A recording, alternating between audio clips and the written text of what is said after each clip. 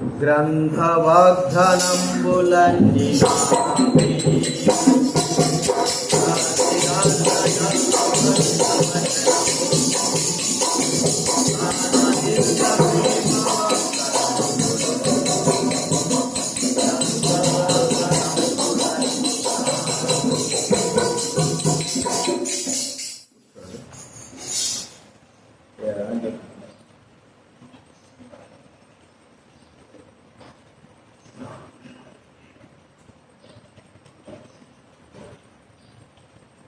ప్రార్థన చేసుకుందా.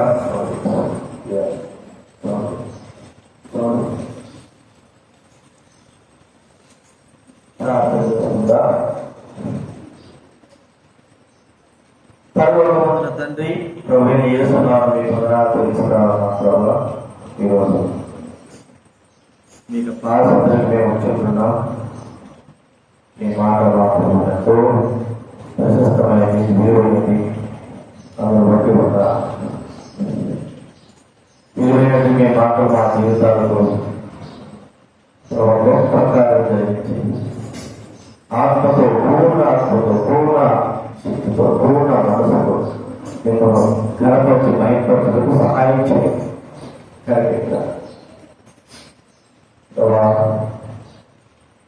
మరి నాకు సమర్పిస్తారండి. నా హృదయాల్లో కార్యం జరిగించండి. దాన్ని సరైన సమయం వారి ఇష్టం వచ్చినట్టుగా సరైన సమయంలో ప్రేమ కలిగిన వాళ్ళకు సరికి రావడం గ్రహించండి. వాతావరణం ఎండలు తగ్గించాలా తగ్గించాలి. కృతజ్ఞతాపూర్వకంగా తెలుస్తూ మహిమ ఘనత ప్రభావం తెలుస్తూ యేసు క్రీస్తు నామమున ప్రార్థించి జీవించున్నాం తండ్రి. దేవుడి వాక్యంలో ఉండి ఈ సంపూర్ణ గ్రహించాలి.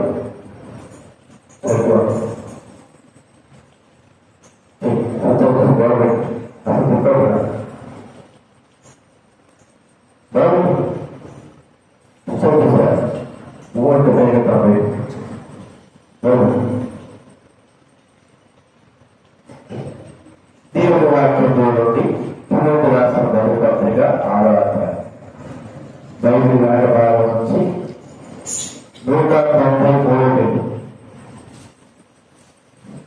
మొదటి రాష్ట్ర పత్రిక 6వ అధ్యాయం 16వ వచనం మనం అందరూ కలిసి చదువుకున్నాం. తిమోతి రాసిన మొదటి పత్రిక 6వ అధ్యాయం 16వ వచనం మనం అందరం కలిసి చదువుకున్నాం. సమీపింపరాని తేజస్సులో ఆయన మాత్రమే వసించుతూ అమరత్వం గల వారు ఉన్నాడు. మనుషులలో ఎవరినో ఆయన చూడలేదు, ఎవరినో చూడలేరు. ఆయనకు ఘనతయు శాశ్వతమైన ప్రభావం కలిగియుడు గాక. ఆమేన్. అలాగే మొదటి పేతురు రాసిన పత్రిక 2వ అధ్యాయం బైబిల్ ధ్యానించే 215 మొదటి పేతురు రాసిన పత్రిక 2వ అధ్యాయము అందరూ చదువుకుంటా. పేతురు బైబిల్ ధ్యానించే 215 అందరూ చదువుతా. అయితే మీరు చీకటిలో నుండి ఆశ్చర్యకరమైన తన వెలుగులోని మేము పిలిచిన వాడిని గుణాతీశయంలో ప్రచురం చేయి నిమిత్తము ఏర్పరచుకోవడం వంశంలో రాజులైన యాజ్ఞ సమూహంలో పరిశుద్ధ జనములు దేవుడు సొంతైన ప్రజలుడై ఉన్నారు. చూసుకుంటున్నాం. మరి సమీపించడానికి తేజస్సులో ఉంటున్నప్పుడు ఆయన తర్వాత ఏ ప్లేస్ లేదు, ఆయనే లాస్ట్. అనగా ఆకాశం, మహాకాశం, ఇంకా ఆకాశం అనేక మనం చూస్తాం. మహాకాశంలో ఇక తర్వాత ఎవరు కూడా వెళ్ళలేనటువంటి ఆ యొక్క స్థానంలో, ఉండలేని స్థానంలో మా తండ్రి దేవుడు ప్రొవైడ్ చేస్తూ తీసుకురానుకుంటున్నాం. కాబట్టి అంత గొప్ప దేవుణ్ణి, అంత గొప్ప ప్రభువు మనం స్తుతించి ఆరాధించాలి, మహిమపరచాలి. సమీపంగా తీసుకున్న ఆ ప్రభువు మనకు కనపరచాలి. ఆయనకు గుణాతిశుడు, ఆయన గుణము, ఆయనకు కలిగినటువంటి గొప్పతనాలే ఆయనకు కలిగిన గుణాలు. గత వారంలో చూస్తూ వచ్చాక ఏమి ఆయన గొప్పదనం ప్రేమంగా ఏమేమి చూస్తూ వచ్చాను గత వారం? సంతోషమా? వర్షం చెప్పండి. ప్రేమ, సంతోషం, సమాధానం ఏం చూస్తూ వచ్చా చెప్పాలి? ప్రేమ కలిగిన వాడు దీర్ఘశాంతం కలిగిన వాడిగా కరుణావాత్సలత కలిగిన వాడు ఇంకోటి అత్యంత కృప కలిగినటువంటి. కాబట్టి నాలంత విషయాలు ఇప్పుడు మరి ఆయన గొప్ప గొప్ప గుణాలలో గొప్పతనం ఏమిటంటే పరిశుద్ధుడు. ఈ భూలోకంలో ఎవరు పరిశుద్ధులు అంటే ఎవరిని చెప్పడానికి వీళ్ళే, అందరూ పరిశుద్ధులే. బైబిల్లో ఉంది ఆయన దేవతలలో కూడా లోపములను కలుగున. దేవతలు ఏమున్నాయట? లోప. దేవతలు కూడా పరిశుద్ధులే, దేవుడి చేత సృజింపబడిన వారే. అయితే దేవుడు చూసినప్పుడు అవి లోప. అందుకే బైబిల్లో ఆరోగ్యం చూస్తే దేవతలు తమ రెక్కలతో కళ్ళను కొట్టుకుంటున్నారు, రెక్కలతో పాదాలు కొట్టుకుంటున్నారు, రెక్కలతో ఎగురుతున్నారు. పరిశుద్ధుడు పరిశుద్ధుడు పరిశుద్ధుడు అని ప్రభువును గానపతిగా చేస్తున్నటువంటి విషయాలు మనకు అక్కడ కనబడతారు. కాబట్టి యెహోవా పరిశుద్ధుడు, పరిశుద్ధుడైన దేవుడు. ఆయన యొక్క గుణం ఏంటంటే పరిశుద్ధత. ఆయన గొప్పతనం ఏంటి చూడండి. కీర్తన గ్రంథం 99వ కీర్తన. కీర్తన గ్రంథము 99వ కీర్తన 3వ వచనం. భయంకరమైన నీ గొప్ప నామమును వారు స్తుతించెదరు. యెహోవా పరిశుద్ధుడు అంటే ఆయన అంత పరిశుద్ధి, ఎంత పరిశుద్ధుడు అంటే కలంకము లేనటువంటి పరిశుద్ధుడు, కలంకము చూపించలేనంత గొప్ప పరిశుద్ధుడు. ఆ పరిశుద్ధ గొప్ప నామం మనం దేవుడు కూడా ఆయన చేయవలసిన పనులను కూడా యెహోవా పరిశుద్ధుడు అంటే ఆ పరిశుద్ధత కలిగినట్టుగా ప్రభువును మనం ఆరాధిస్తున్నాం. ఈ పూర్వకంలో ఎంతో మంది ఉన్నారు అపరిశుద్ధులు, ఏదో ఒక లోప కలిగిన వారు. రెండవగా మనం చూస్తుంటే కామ, క్రోధ, లోభ, మోహ, మదమత్సరం కలిగిన వారు మనం చూస్తాం. కొంతమంది వారిని మరి సేవిస్తారు, ఆరాధిస్తారు. అయితే ప్రభువు దేవుడు అలాంటి వాడు కాదు. పరిశుద్ధతనే ఆయనకు ఎన్నటన్నటికి పరిశుద్ధతయే నీ మందిరానికి అనుకూలము. ఎన్నటన్నటికి పరిశుద్ధత ఆయనకి మనం అనుకుంటున్నాం.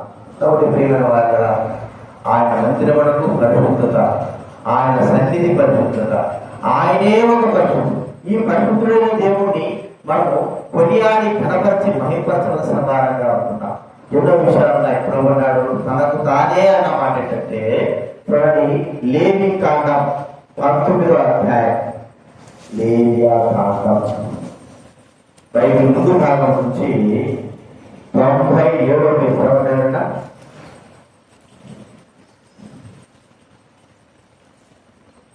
97వ పేజీ 19వ వస్తుంది కదా. మీరు పరిశుద్ధులై ఉండవలెను. మీ దేవుడనైన యెహోవాకు నేను పరిశుద్ధుడనై ఉన్నాను. నేను పరిశుద్ధుడైనా. ఇంకా అంటాడు లేవి కాండం 21వ అధ్యాయం 21వ అధ్యాయం 7వ వచనంలో చూడండి, అతడు నీ దేవుడిని యెహోవాకు అర్పించు ఆహారం అర్పించడం కనుక నీవు అతను పరిశుద్ధపరచగలను. మిమ్మును పరిశుద్ధపరచు యెహోవా అను నేను పరిశుద్ధుడను. అలాగే మిమ్మును పరిశుద్ధపరచు యెహోవా అను నేను పరిశుద్ధుడే. ఇతరుడు పరిశుద్ధపరచగలడు. పరిశుద్ధుడే పవిత్రుడే ఇతరుడు పవిత్రం చేయడు. అపవిత్రుడైన వాడు ఇతరుడు ఏం అపవిత్రపరుస్తాడు? చూడండి, మన పిల్లలు మరి రోత చేసుకుంటా ఉంటారు, బురద పూసుకుంటారు, ఏదేదో చేస్తూ ఉంటారు. వారు రోతగానే ఉంటారు, కానీ మనం పరిశుద్ధులుగా ఉంటారు, పవిత్రంగా. అంటే వాళ్ళ రోతలుగా. ఇప్పుడు వాళ్ళు ఏం చేస్తాం? వాడిని వెంటనే మరి మనం వాడిని కడిగి పవిత్రపరుస్తాం.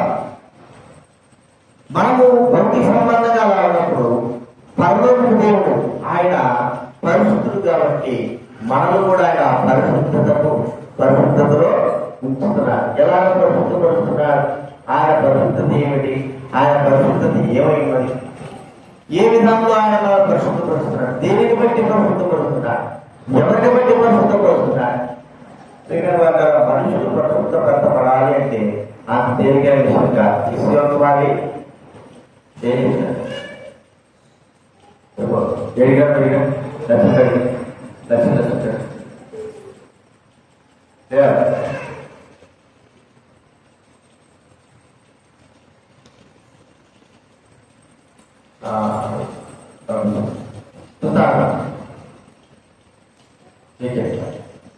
ఇక్కడ ఎట్లాగో పరిశుద్ధపరిచాడు. మనం పరిశుద్ధపరచుకోలేని ఈ కార్యంలో ఆ పరిశుద్ధులైన దేవుడు ఏ విధానంలో పరిశుద్ధపరిచాడు? ఆయన మాట చేత సమస్తాక్షించిన ప్రభువు మరి ఏ విధం చేతనైనా పరిశుద్ధపరచచ్చు. కానీ పాపమును తీసివేయాలంటే రక్తము చేత మానవుడు పరిశుద్ధపరచబడతాడు. రక్తము చేత. అందుకే మొదట్లో జరిగే కార్యక్రమం కూడా పాప దినాల్లో కోళ్ళు మేకలు వీళ్ళు కూడా వాటి రక్తం చెల్లించి వాటి దోషాలు పోగొట్టుకోవడానికి చూస్తూ ఉంటారు. కానీ మానవుడు తన దోషం పోగొట్టుకోవడానికి కొరకై దేవుడు ఏర్పరిచినటువంటి మార్గం ఏంటంటే బలియాగం. అది ఒక పరిశుద్ధుడైన వ్యక్తి చేయాలి. ఆ దినాల్లో ధర్మశాస్త్రకాల దినాల్లో పశువుల ద్వారా మరి పక్షుల ద్వారా మేకల ద్వారా ఇలా నైవేద్యాల ద్వారా పరిశుద్ధపరిచినటువంటి కార్యం జరుగుతూ వచ్చింది. కానీ అయితే ఈ దినాల్లో ప్రభువైన దేవుడు ఎలాగైనా పరిశుద్ధపరచడానికి కోరుకున్నాడంటే తన కుమారుడి ద్వారానే పరిశుద్ధపరచబడాలి. మానవుడు ప్రభువైన యేసుక్రీస్తు ద్వారా పరిశుద్ధపరచబడాలి. అది ఎలాగ సాధ్యం?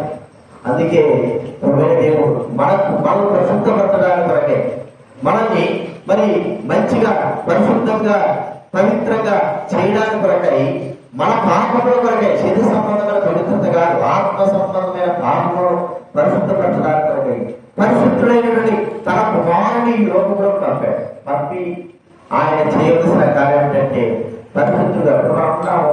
మన పిల్లలు బాగా గట్టి రోత వినాము. వాళ్ళు రోత నుంచి పరిశుద్ధపరచబడాలంటే మనం పట్టుకోవాలి.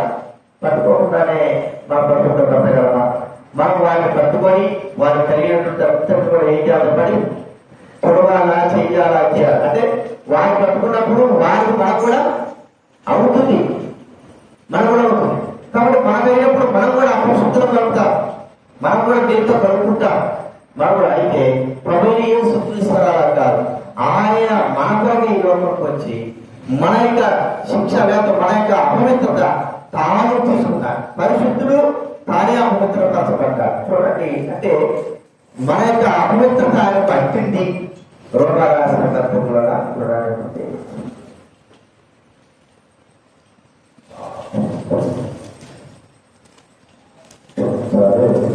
రెండవ కొరింథీ రాసిన పత్రిక 5వ అధ్యాయం 7వ వచనం. రెండవ కొరింథీ 5:22 బైబిల్ దాకా నుంచి 162. బైబిల్ దాకా నుంచి 162. 5వ అధ్యాయం 21వ వచనం. రెండవ కొరింథీ రాసిన పత్రిక. ఎందుకనగా దేవుని ఎవరట్టు పాపం ఎదుర్కొని ఆయన మన కోసం ఏం చేశాడు? ఆయన పాపముగా చేశాడు. పరిశుద్ధుడైన ప్రభు, పవిత్రుడైన ప్రభు మన కొరకే ఆయన అపవిత్రుడుగా చేయబడవలసి వచ్చింది. ఎందుకంటే మా పాపాలు ఆయన మీద పడ్డాయి కాబట్టి, మన దోషాలు ఆయన మీద పడ్డాయి కాబట్టి. ఒక పరిశుద్ధుడు తనను తానే మరి మన కొరకై మన పాపములను భరించి మన పాపములను వహించుకొని అపవిత్రుడుగా చేయబడిన వారిగా చూస్తాడు. మన పాపాలు తన మీద పడ్డాయి. అందుకే ఆ అపవిత్రుడైనటువంటి వ్యక్తికి దేవుడు దూరంగా ఉన్నట్టుగా ప్రభువైన యేసుక్రీస్తు మన పాపాలను తన మీద పడ్డాయి కాబట్టి ఒక క్షణము తండ్రిని దేవుడు కుమారుడి యొక్క చేయి చేసి, ఎందుకంటే ఆ యొక్క యేసు ప్రభు పైన ఉన్నాయి, యేసు ప్రభు మీద మన పాప భారమంతా కూడా ఉంది. పరిశుద్ధుడు ఆ చేయి పట్టుకోవడానికి వీలు. అయితే అంతా కూడా భరించి మనం పరిశుద్ధులుగా చేయాలంటే ఎంత లోతైనా సరే చూడండి, గుట్టలో దిగాలి. ఆ రోతంతా తీయాలంటే మనం ఏం కావాలి? టిప్ప పుట్టాపు పోతుందా అవుతుందా? ఏక మనము ఆ బుద్ధలో దిగాల్సిందే, దిగితేనే కానీ శుద్ధం కొత్త దిగిన తర్వాత అదంతా కూడా కట్టుకుంటుంది. మనము అంతా క్లీన్ చేసిన తర్వాత మనం శుద్ధపరచుకోవాలి. అలాగే ప్రభువైన యేసుక్రీస్తు అంతకంటే ఏంటంటే మన పాప భారమంతా ఆయనపై వేసుకొని ఆయన మరి మన పాపం శిక్ష అంతా భరించి అపరిశుద్ధులుగా అయిన మనము ఆయనను పరిశుద్ధుడైన ఆయనను అపరిశుద్ధులుగా చేసినట్లుగా మనము తయారైనా. అయితే ప్రభువైన యేసుక్రీస్తు ప్రేమ కలిగిన వాడు కాబట్టి అంత కూడా మన పాపము, మన రోత, మన అపవిత్రత అంతా కూడా కడిగి పవిత్రపరిచి ఒక మాట చెప్తే యేసు రక్తము ప్రతి పాపం నుండి మనం పవిత్రులుగా చేసింది అని మనం చూస్తున్నాం. ఆ రక్తం చేత అంతటి కూడా పరిశుద్ధ పరచబడింది. మన హృదయము ప్రాముఖ్యంగా లోకంలో నుండి ఈ కార్యాలు కావు, మన హృదయము మొట్టమొదటిగా పవిత్రపరచబడింది. అప్పుడు మనము పరిశుద్ధులముగా తీర్చబడు. అందుకే అపోస్తలుడైన పౌలు అంటాడు, రోమాలో ఉన్న పరిశుద్ధునికి చూడండి అక్కడ మాట్లాడుతుంది మొదటి ఏ అధ్యాయంలో సరే కొరింథీ రాసిన మొదటి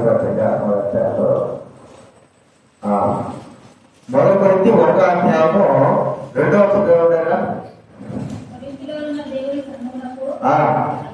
అనగా క్రీస్తు యేసునందు పరిశుద్ధపరచబడిన వారై పరిశుద్ధులుగా ఉండుటకు చాలు. పరిశుద్ధులు క్రీస్తు యేసునందు ఏమైపోయినామండి?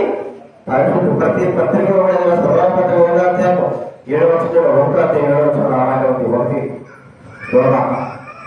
1వ అధ్యాయం 7వ వచనం రోమాలో దేవుని ప్రియులకందరికీ అనగా పరిశుద్ధులుగా ఉండుటకు పిలువబడిన వారికి అందరికీ ఏంటంటే పరిశుద్ధులుగా ఉండుటకు పిలువబడి అంటే పరిశుద్ధులు చేసినాడు ప్రభు. కాబట్టి గుర్తుంచుకుందా, పరిశుద్ధుడైన దేవుడు అపవిత్రులమైన మనల్ని మరి పవిత్రుడుగా చేయడానికి కొరకే తన కుమారుడు యేసుక్రీస్తు వారు పంపి ఆ పరిశుద్ధుడైన ఆ ప్రభువైన యేసుక్రీస్తు వారు అపవిత్రము చేయబడ్డారు మన పాపమును బట్టి. అయితే ఈ అపవిత్రత అంతా కూడా తన రక్తం చేత కడిగి పవిత్రపరిచి ఆయన పరిశుద్ధుడిగా ఉన్నాడు. తిరిగి లేచి మనందరం కూడా ఆయన రక్తము చేత మనందరూ పరిశుద్ధపరిచాడు. ఇది పరిశుద్ధుడైన దేవుని యొక్క గొప్ప గుణలక్షణం. కాబట్టి మేము చాలా మంది మాకు మంచిగా రెడీ అయినారు అనుకోండి, ఏదో వ్రతకాలము ఏదైనా అక్కడ పడిపోయింది వ్రతగా ఉందని దాన్ని శుభ్రం చేయబట్టి అసహించుకుంటాం, చెయ్యం. ఎందుకు? ముందు మనం ఏమైనా పరిశుద్ధమైనా కాబట్టి ఆ అపవిత్రతను అడ్డుకోవడానికి దాన్ని క్లీన్ చేయడానికి ఇష్టపడం. అయితే ప్రభువైన యేసుక్రీస్తు పరిశుద్ధుడైన దేవుడు అపవిత్రమైన మనుషుల హృదయాన్ని చేశాడైనా పరిశుద్ధ పరచడాడు. ఆయన అపవిత్రమైన పర్వాలేదు, కానీ ఆయన పరిశుద్ధపరిచేటువంటి రక్తాన్ని కాచి మనందరూ కూడా పరిశుద్ధపరిచాడు. ఇది మొట్టమొదటి చూసిన ఆయన గుణలక్షణాలు మొదటి ఏంటంటే యెహోవా పరిశుద్ధుడు. రెండవదిగా చూడండి 92వ కీర్తన 14వ వచనం. కీర్తన గ్రంథం 92 14వ వచనం. నాకు ఆశ్రయదుర్గమైన యెహోవా యథార్థవంతుడనియో ఏ చెడుతనం లేదని ప్రసిద్ధి చేయుటకై చాత. నాకు ఆశ్రయదుర్గమైన యెహోవా ఎవరండి? యథార్థవంతుడు. యథార్థం. మరి దేవుడి గురించి కూడా మాట్లాడండి. యథార్థవంతుడు, యథార్థవంతుడైనటువంటి దేవుడు. చూడండి ఇక్కడ మనం చూస్తే యథార్థవంతుడు అనేమాట. కాబట్టి ప్రభువైన దేవుడు యథార్థవంతుడు. యథార్థ ఈ లోకంలో మరి దేవుడు కావాల్సింది, దేవుడు కావాల్సింది యథార్థత. మనుషుల్లో యథార్థత మీదనే కదా నీవు పుష్టించుకుంటున్నాము. యథార్థులు కావాలనే కదా. మరి అలాంటి యథార్థమైనటువంటి మానవుడు ఇతరాలు చూస్తుంటే యథార్థంగా ఉంటున్నారా? మనం ఉండడం లేదు, అది మనకు బాగా తెలుసు. దేవుడు తెలుసుకున్నప్పటికీ అనేకమైన విషయాల్లో మనము యథార్థంగా ఉండలేకుండా ఉంటున్నాం. అయితే ప్రభువైన దేవుడు మాత్రము యథార్థవంతుడు, ఉన్నది ఉన్నట్టుగా చేయగలిగిన వాడు, చూపగలిగిన వాడు, చేసేటువంటి ప్రభువు. ఆ ప్రభువైన యేసుక్రీస్తు అప్పుడు ఒకే రీతిగా ఉన్నాడు, ఇప్పుడు ఒకే రీతిగా ఉన్నాడు. ఆయన మార్పు లేదు, మార్పు చెందిన వ్యక్తిగా ఉంటున్నాడు. యథార్థంగా ఉన్నటువంటి ప్రభు. అందుకే అందుకే ఈ లోకంలో ప్రభు యేసుక్రీస్తు వారి గురించి ప్రజలు చెబుతున్న మాటలు చూడండి. మత్తయి సువార్త 22వ అధ్యాయం. మత్తయి సువార్త 22వ అధ్యాయం 22వ అధ్యాయము 16వ వచనం. 22వ వచనంలో కూడా నీవు సత్యవంతుడు ఉండి దేవుని మార్గము సత్యముగా బోధించుతున్నామనియు లక్ష్య పెట్టమనియు మోమాటము లేని వారమనియు. మోమాటము యథార్థంగా ఉన్నటువంటి ప్రభువు యథార్థవంతుడు. లోకంలో మోమాటం పోయేవాళ్ళగా, మోమాటం పోయి ఎంతో నష్టపడే వాళ్ళగా, ప్రేమ వాళ్ళగా తండ్రిని దేవుడు అలాంటి వాళ్ళగా ఆయన యథార్థంగా ఉన్నది ఉన్నట్లుగా బైబిల్లో చూస్తా ఉంటే ఎంతో మంది ఆయనను అవమానించిన వారన, యేసుక్రీస్తు వారిని ప్రేమించిన వారన, కానీ ప్రభుదేవుడు మాత్రము యథార్థంగా ఆయన సేవా పరిచయంలో, ఆయన తీర్థయాత్రలో ఎన్నో విధాలుగా మరి తొలగిపోయిన వారు కాదు. ఉన్నది ఉన్నట్లుగా దేవుడి వాక్యం కానీ, దేవుడి మాటలు కానీ, తన యొక్క జీవితం యొక్క ప్రవర్తన కానీ అన్ని కూడా ఉన్నది ఉన్నట్లుగానే చూపించేటట్టు ప్రభు. అలాంటి వ్యక్తే యథార్థవంతుడు. ఈ లోకంలో అనేకమైన వారు యథార్థవంతుడు కాదు. వారు యథార్థంగా వారి జీవితంలో ఒకప్పుడు ఒకలాగా మరొకప్పుడు ఒకలాగా వారి యథార్థతను కనుపరచలేకోకుండా మనుషులను మాయ చేసేవారుగా, మనుషులను మభ్యం పెట్టేవారుగా ఉంటున్నారు.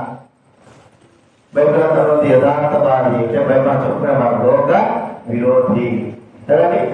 లోకాన్ని ప్రేమించేవారు ఎంతమంది ఉన్నారు, కానీ యథార్థమైనటువంటి ఆ ప్రభువును ప్రేమించేవారు కొంతమంది ఉన్నారు. ఎందుకంటే ఆయన ఉన్నట్టుగా చూడండి, లోకంలో పాపం ఉంది, పాపం చెయ్యొద్దు అని మనకు లోకము చెప్తాం.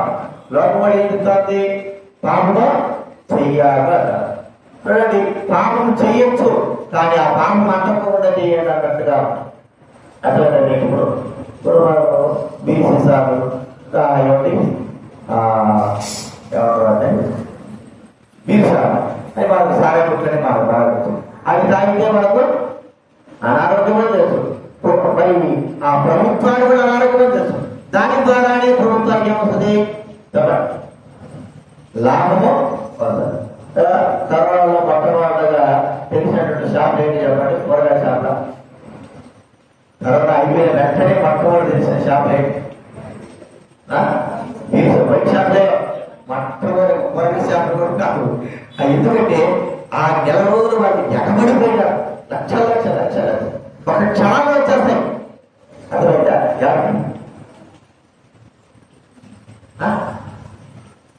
పోయాడు బయటికి పోతుంది సార్. లోపల కాబట్టి మరి ఇప్పుడు ఏమంటుంది? తాగడం తప్పని చెప్పి తాగండి, తాగండి. అయితే ఇంటికాడ తాగండి. పోయి ఏం చేయాలా? ఇంటికాడ తాగండి. మరి తాగేపడే రోడ్ల మీద పోతా అంటాడు, బయట పోతా అంటాడు. వాటి పట్టుకుని పోలీసు వాళ్ళు చాలా ఎందుకు తాగాడు? నా ముందు నేను తాగాను సార్ అంటాడు. మరి తాగుడా ఇంటికాడ పోయి తాగాడు. అట్లా పాపం చేయండి, వ్యభిచారం చేయండి, కానీ దానికి తగ్గట్టుగా ఏం చేయాలా? పాపానికి అక్కకోకుండా ఏదో ఒకటి వాడండి. ఏం చెప్తున్నారు?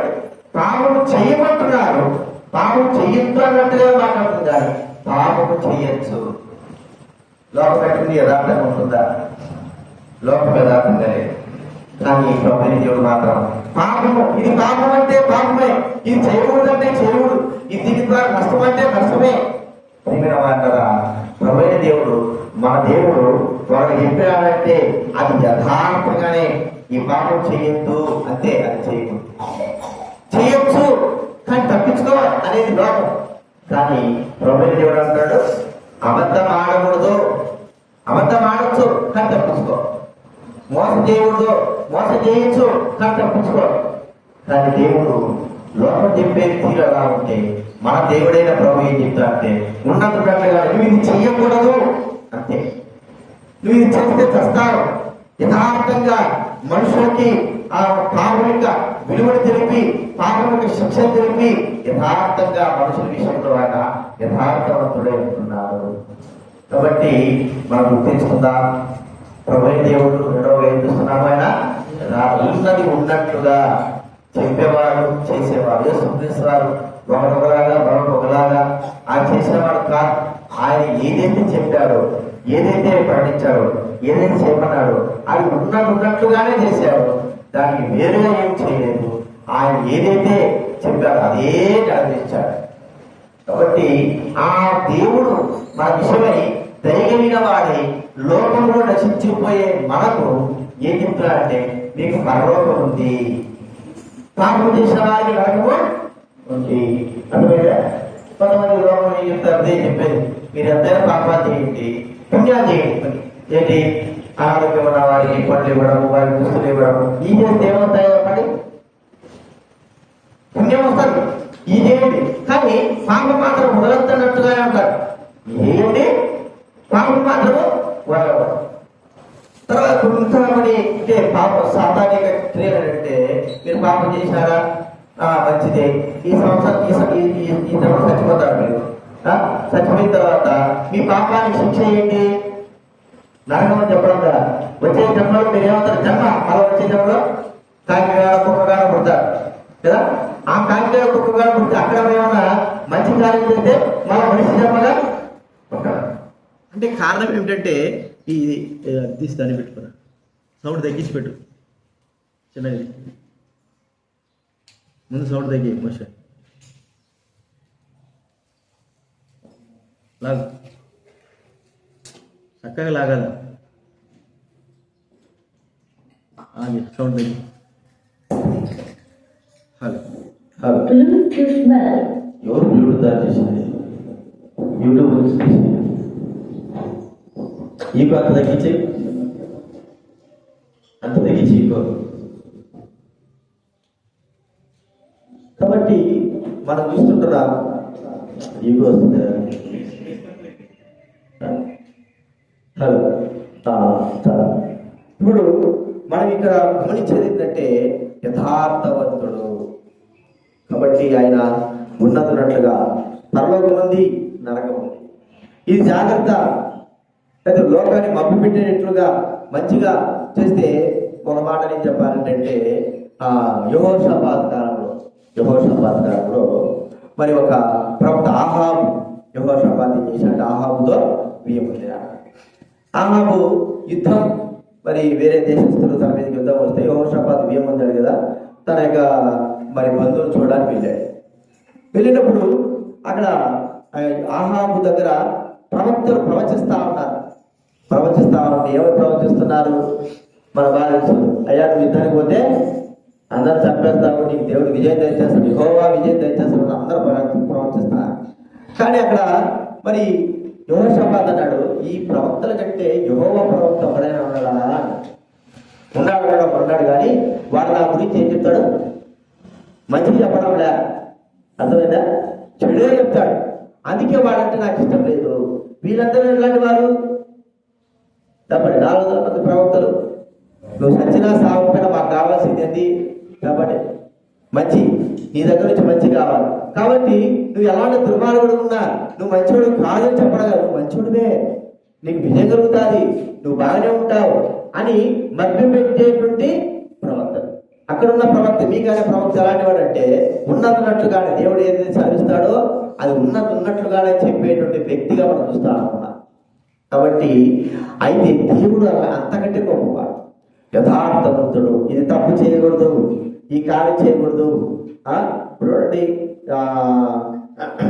లోకంలో ఉన్నటువంటి పరిస్థితి, వైన్ షాపులు అవన్నీ కూడా వైన్ షాప్ కొనుక్కుంటారు, దాని మీద ఖచ్చితంగా వేస్తారు ఆల్కహాల్. ఏంటి చెప్పండి? ప్రాణానికి శరీరానికి అపాయకరము. వీళ్ళు తాగే వారైతే ధూమపానము శరీరానికి అపాయం. వారు వేయడమే కాకుండా గవర్నమెంట్ నుంచి వారు తీసుకొచ్చుకుని అవి తయారు చేసి అదే పనిగా లోకంలో అమ్ముతారు. ఆ ముద్ర వేసి కూడా అమ్ముతారు. ఆ ముద్ర తెలిసినప్పుడు, ఈ ప్రాణాపాయం తెలిసినప్పుడు గవర్నమెంట్ ఎందుకు ఆపలేకపోతుంది? యథార్థత లేదు. ఎందుకంటే దాని ద్వారానే ప్రజలకి ఏం కావాలా? ఇన్కమ్, గవర్నమెంట్తో ఇన్కమ్. కాబట్టి ప్రజలేమైంది, దానికి అంత అవసరం లేదు అని వాళ్ళు అలా నడిపిస్తా ఉన్నారు. కానీ దేవుడు అలా యథార్థవంతుడు అంటే పాపమే, పరిశుద్ధతే. ఈ పాపము చేయకూడదు అంటే అలాగా ప్రభువైన దేవుడు సెలవించాడు. అందుకే ఆయనకు యథార్థవంతుడు అనేటువంటి మాట. ఇది రెండోది మనం చూస్తా ఉంటాం. ఆయన అలాగా ఉండకపోతే లోకమంతా కూడా ఎప్పుడో నశించిపోయేది. కాబట్టి ప్రేమైన వాళ్ళ యథార్థవంతుడుగానే ఉన్నాడు. యథార్థంగా తన జీవిత సత్యాలతో మనకు అనుగ్రహించాడు. అలాగే ఉండమని ఆయన సెలవిస్తా ఉన్నాడు. ఇది రెండోది చూస్తే, మూడోది చూస్తా ఉంటే దేవుడు చూడండి, నిర్గమాకాండం 9వ అధ్యాయం 27వ వచనం. నిర్గమాకాండం 9:27 చదవగలరా? నిర్గమాకాండం ఈసారి పాపం చేసి ఉన్నాను. యెహోవా న్యాయవంతుడు. యెహోవా ఎవరండి? న్యాయవంతుడు. యెహోవా న్యాయవంతుడు. నేను నా జనులు దుర్మార్గంగా ఉంటున్నాను కాబట్టి న్యాయవంతుడు అనేటువంటి మాట మనం చూస్తా ఉంటున్నా. అందుకే న్యాయవంతుడు, సత్యవంతుడైన దేవుడు. 129 కీర్తన 4వ అని కీర్తన 129 బైబిల్ గ్రంథంలో 522 పేరు. మనసు పెట్టండి, మైండ్ ఇక్కడ పెట్టి బైబిల్ చదవాలి. 129వ కీర్తన. యెహోవా న్యాయవంతుడు. యెహోవా ఎవరండి? న్యాయవంతుడు. న్యాయం చేయించేవాడు. లోకంలో అన్యాయం ఎక్కువ ఉంది, కానీ న్యాయం అనేది కూడా ఎక్కడ పోయినా కూడా అన్యాయం, ఎక్కడ కూడా న్యాయం అనేది లేదు. ఆయన న్యాయాన్ని కావాలని చూస్తే కనబడలేదట. చూడండి, యెషయా చూస్తే యెషయా గ్రంథం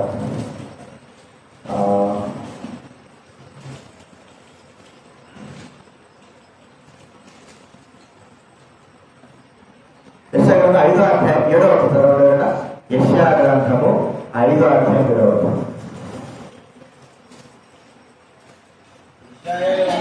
బైబిల్ 1871. ఇశ్రాయేలు వంశంలో సైనికుడు యెహోవా ద్రాక్షతోట చూడగా న్యాయం కావాలని చూస్తే ఏముంటుందంటే భూలోకంలో బలత్కారం, అంటే న్యాయం అనేది భూలోకంలో లేదు. మరి ఇంతమంది న్యాయపోతున్నారు కదా, ఇంతమంది ఎంతో మంది గొప్ప గొప్ప వారు ఉన్నారు కదా, గొప్ప పేరుగాల్చిన వారు ఉన్నారు కదా, వారి ద్వారా ఏమైనా న్యాయం జరుగుతుందా? కొన్ని ఊళ్ళలో ఉంటాయి పంచాయతీలు కానీ సర్పంచులు కానీ, వీళ్ళు ఇతరులకు ఎంత మాత్రం కూడా న్యాయము చేయరు. డబ్బెట్టుంటే పరుగుబడేటుంటే అట్లా అన్యాయమైనటువంటి మాటలు మాట్లాడేవారు కానీ న్యాయమైనటువంటి కార్యములు జరిగేవి లేవు. కాబట్టి ఇక్కడ అయితే ప్రభువు మాత్రం న్యాయమే ఏదైతే ఆయన చెప్పాడు, న్యాయంగా ఆయన చెప్పుగా ఉంటున్నాడు. న్యాయవంతుడు అంటే న్యాయమే, ఖచ్చితంగా న్యాయం తీస్తాడు. ప్రతి ఒక్కరికి ఆయన న్యాయం తీర్చేవాడు. ఆయన న్యాయం తీర్చడంలో ఎక్కడ కూడా తప్పిపోలేదు. ఎంతోమంది జడ్జీలు ఉన్నారు, ఎన్నో విషయాల్లో వారు అన్యాయంగా, వారు ఎందుకు అన్యాయం చేసి వారికి తెలియదు. మరి ఇతరులు వారు మరి లాయర్లు ఇచ్చినటువంటి ఆ స్టేట్మెంట్ బట్టి వారికి అన్యాయం కానీ న్యాయం కానీ చేస్తా ఉంటారు. వారంతా వారు తెలియదు. అయితే దేవుడు మాత్రం అన్ని తెలిసిన వాడు కాబట్టి న్యాయంగా ఆయన మనకు తీర్పునిచ్చేవాడు, న్యాయం అనుగ్రహించేవాడు, న్యాయం చేసేవాడు. బైబిల్లో చూస్తా ఉంటే ఆయన పదమందికు చాలా మాట్లాడంటే యేసు నమ్మిన నిత్య నరకం, నాది నమ్మిన నామం కూడా నిత్య నరకం ఉంది. అసలు యేసువే తెలియనప్పుడు ఆ వ్యక్తి చనిపోతాడు, ఎక్కడ వెళ్తారు? న్యాయంగా ఆయన మరి యేసులో విశ్వాసం ఉంచిన వారు నరకానికి పోతారు, విశ్వాసం ఉంచిన వారు నరకం పోతారు. అసలు యేసువే తెలియదు. ఆ వ్యక్తి జీవించాడు, 10 సంవత్సరాలు 50 సంవత్సరాలు జీవించాడు, బాగా జీవించాడు. ఎలాగ ఆయన తీర్పుదిద్దగలడు, ఎలాగ తీరుస్తాడంటే మనుషుల యొక్క ధర్మశాస్త్రపు న్యాయాన్ని బట్టి, లోకంలో ఉన్నటువంటి సరైనటువంటి న్యాయాన్ని బట్టియే మాటకి రోమా రాసిన పత్రిక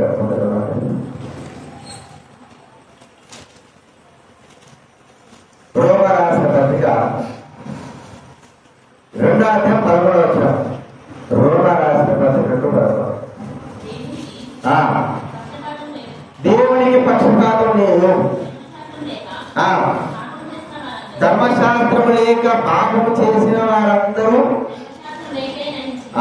ధర్మశాస్త్రం లేకుండానే నశిస్తారట. పాపం చేసిన వారందరూ ధర్మశాస్త్రానుసారంగా తీర్పు, అంటే ధర్మశాస్త్రం లేకోకుండానే దేవుడు లేకోకుండానే వారు చేసిన తప్పులు పడ్డది వారి శిక్ష ఉంటుంది. దేవుడు తెలిసి కూడా తప్పులు చేసిన వారికి దేవుడి సంబంధంగా ఎక్కడ అన్యాయం అనే మాట ఆయన దగ్గర ఎక్కడే.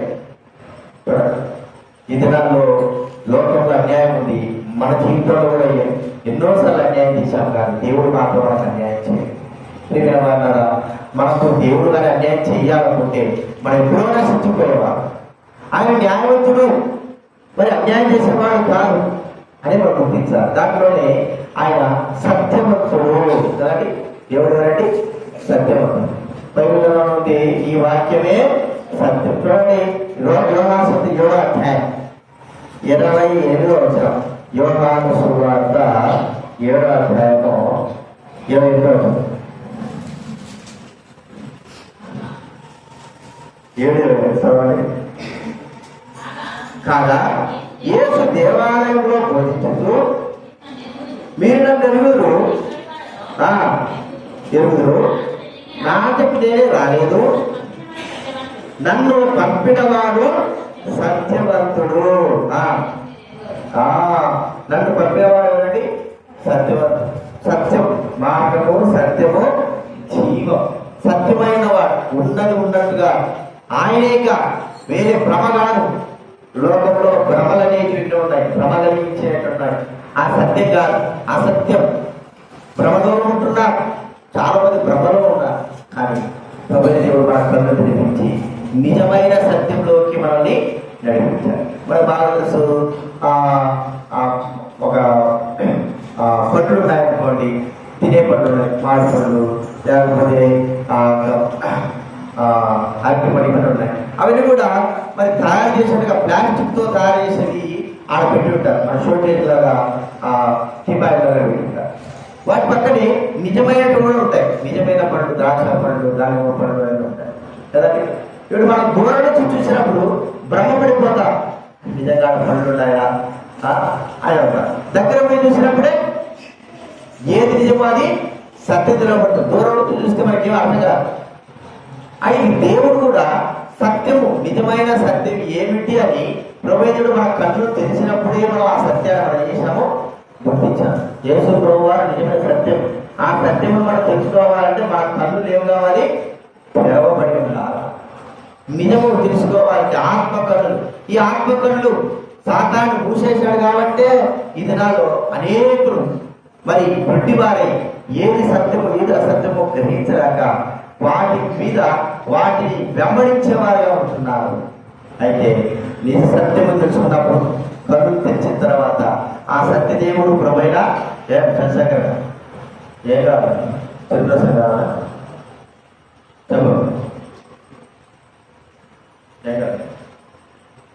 కలుగుతారు. నిజ సత్యము తెలుసుకున్నప్పుడు మన కళ్ళు తెరవబట్టే, అని నేను నిజము తెలుసుకున్నాను. ఎంతమంది కళ్ళు తెరవబడ్డాయి. భక్సింగ్ గారు కానీ, సాంస్కృతిక సింగ్ గారు కానీ, కళాసింగ్ గారు కానీ, మరి ఆరోగ్య మూర్తి గారి కళ్ళు కానీ, గొప్ప గొప్పవారు ప్రభు నమ్మిన వారందరి కళ్ళు కూడా తెరవబడ్డాయి.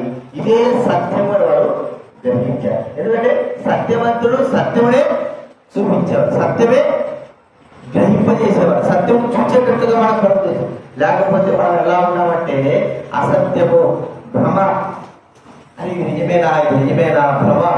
కళ్ళు కనబడితేనే చూడండి, కళ్ళు మనకు తెలుసు, ఇస్సాకు కళ్ళు కనపడడం లేదు.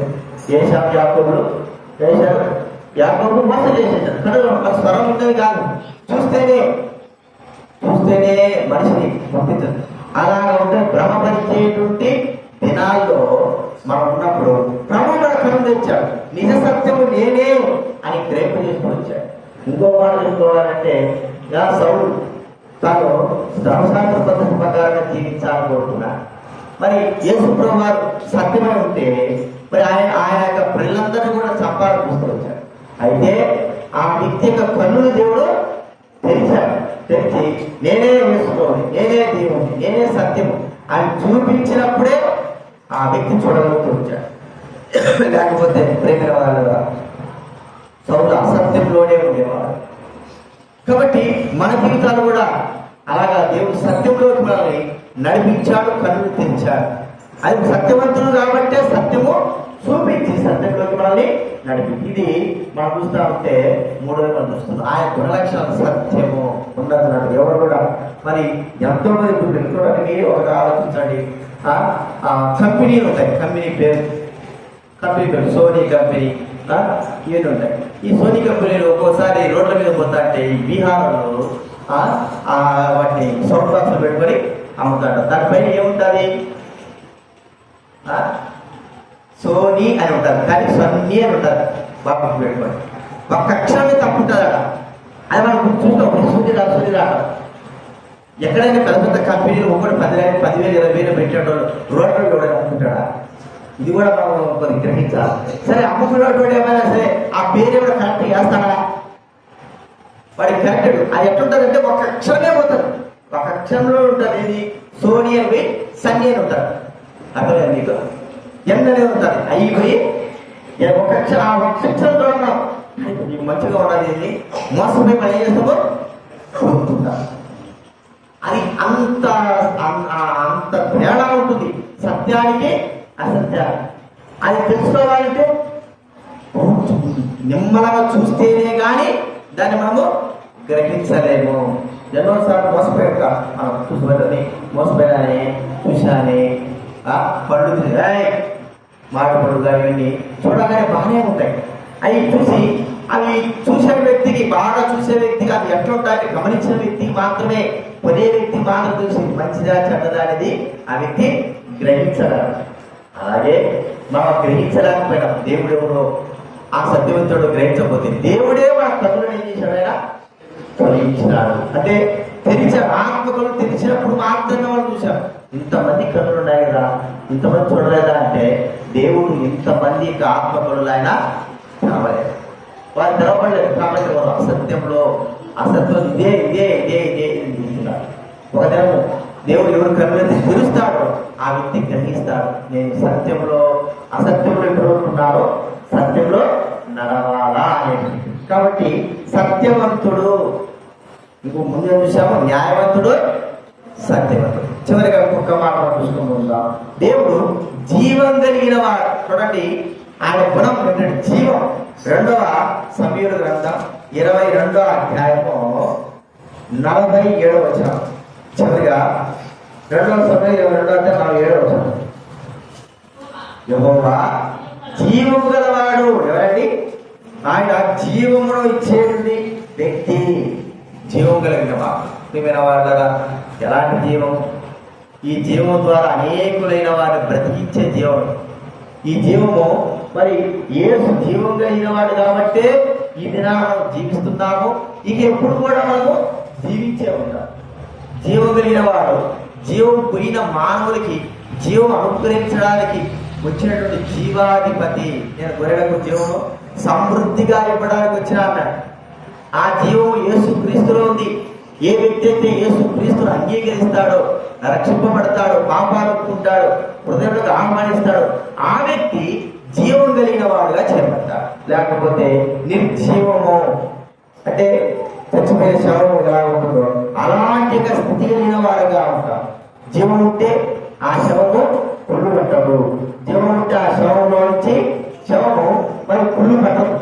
జీవం లేకపోతేనే ఆ శవము, ఆ శరీరం అనేది కుళ్ళిపోయి యేసుక్రీస్తు వారు మనము చచ్చినటువంటి బైబిల్ తెలుసు మాటలే. ఎఫెసీయులకు 2వ అధ్యాయము మనం చూస్తాడు. పాపముల చేత అపరాధముల చేత చచ్చిన వారం, జీవం లేని వారంగా ఉంటే ప్రభువైన యేసుక్రీస్తు వారు జీవాధిపతిగా వచ్చి మనందరికీ జీవమును అనుగ్రహించినాడు. ఇప్పుడు మనం అందరం కూడా ఏమైపోయినా చెప్పండి, జీవం కలిగిన వారమైనా జీవిస్తాం. చేసుకోమన్నాడు. చూడండి, యోహాను సువార్త 14వ అధ్యాయం 19వ వచనం. 14:19. యోహాను సువార్త 14:19. అయితే మీరు నన్ను చూపుడు నేను జీవించుతున్నాను కనుక బైబిల్ నుంచి 96 పేజా నేను జీవిస్తున్నాను, మీరు కూడా ఏం చేస్తారు చెప్పండి? జీవిస్తారు. నేను జీవిస్తున్నాను కాబట్టి మీరు కూడా జీవిస్తారు. ఆయన జీవించే ఉన్నాడు, జీవాధిపతి. ఆయనకు మరణం అనేది లేదు. ఆయన లేనివాడు కాదు, జీవించేవాడు, సదాకాలం ఉండేవాడు. ఇప్పుడు ఆ ప్రభువైన యేసుక్రీస్తు వారిని అంగీకరించిన మనమందరం కూడా జీవం కలిగిన వారంగా చేయబడ్డాం. ఇంక చివరి మాట చూసుకుంటే అదే దాంట్లో మొదటి యోహాను రాసిన పత్రిక 5వ అధ్యాయంలో 11వ వచనం 11-12 మొదటి యోహాను రాసిన పత్రిక 5వ అధ్యాయం 11. దేవుడు మనకు నిత్య జీవం తెచ్చే బైబిల్ వెనక నుంచి 224 బైబిల్ వెనక నుంచి దేవుడు మనకు నిత్య జీవం దయచేశాడు. దేవుడు కుమారుడు అంగీకరించువాడు జీవం గలవాడు. ఎంతమంది జీవం లేని వారు అన్నారు? 100 మంది, 1000 మంది ప్రియమైన వారు. అయితే ప్రభువైన దేవుడు అందరికీ జీవం ఇవ్వడు. అందరికీ ఆయన జీవాన్ని అనుగ్రహించాడు. మన బాగా తెలుసు, వైఫై ఉందనుకోండి, వైఫై ఇంట్లో ఉంది. ఆ వైఫైను మనం ఆన్ చేసుకుంటే ఎన్ని సెల్ ఫోన్లు ఆన్ చేసుకోవచ్చు? ఒక వైఫైకి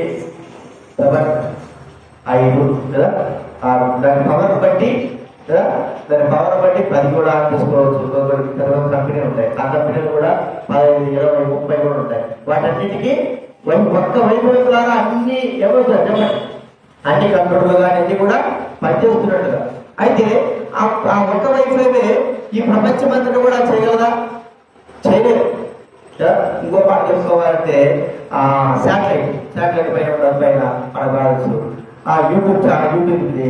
ఆ శాటిలైట్ యొక్క ప్రభావం ఈ భూలోకంలో సెల్ ఫోన్ అన్నింటికి కూడా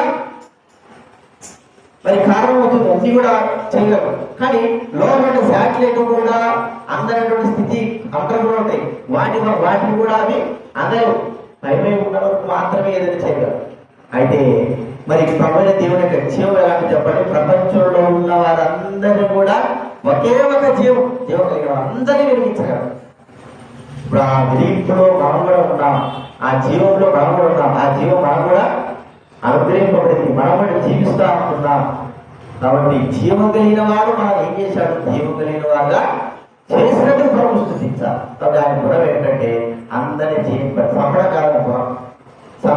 చంపిన తర్వాత బ్రతికించడం అలాంటి కాదు. ఆయన గుణం ఏంటి? బ్రతికించడం. ప్రభుత్వం గురించి ఏం మాట్లాడేది? నేను నశింపజేయడానికి కాదు వచ్చింది, మనుషులు బ్రతికించడానికి వచ్చారు, మనుషులు కాపాడడానికి వచ్చారు, మనుషులు రక్షించడానికి వచ్చారు, మనుషులు జీవం ఇవ్వడానికి వచ్చారు. ఎంతమంది జీవం ఇవ్వడం అంటే ప్రపంచమంతటా ఉన్న ప్రజలందరూ కూడా తన జీవము సరిపోతుంది, అత్యధికమవుతుంది. ఆ జీవాన్ని బట్టి ఇది మా జీవం కలిగిన వారంగా ఉంటున్నామని చూస్తున్నాం. ఈ 4 గొప్పతనం మొట్టమొదటి ఏం చూస్తున్నామండి? ఆయన పరిశుద్ధుడై దేవుడు మన కొరకు అభివృద్ధులుగా చేయబడి మన పవిత్రులుగా చేశారు. రెండవగా యథార్థవంతుడు. ఆయన యథార్థం ఉన్నది ఉన్నట్లుగా లోకంలో అసత్యంగా సత్యంగానే చెప్పిన వారుగా చూసుకుంటున్నాం. మూడవది చూసా న్యాయవంతుడు, సత్యం న్యాయం కలిగిన వాడు. ఆయన అన్యాయం చేసేవాడు, సత్యవంతుడు. ఉన్నది సత్యమే, ఆ సత్యమే జీవం కలిగిన వాడుగా మనం చూసినాము. జీవం కలిగిన వాడు, ఇంత గొప్ప గుణాలు ఆయన ఉన్నాయి. అది ఎవరితో కలిగిన వాడు, వీటికి సాగిన వారి భూలోకం ఎవరు కూడా లేరు, ఏ వ్యక్తి కూడా లేరు. కాబట్టి ఆ ప్రభువును స్తుతించి ఆరాధన ఆరాధనలో కలిసి ఉంటారు. లేచి ఒక పాట పాడుకుందాం.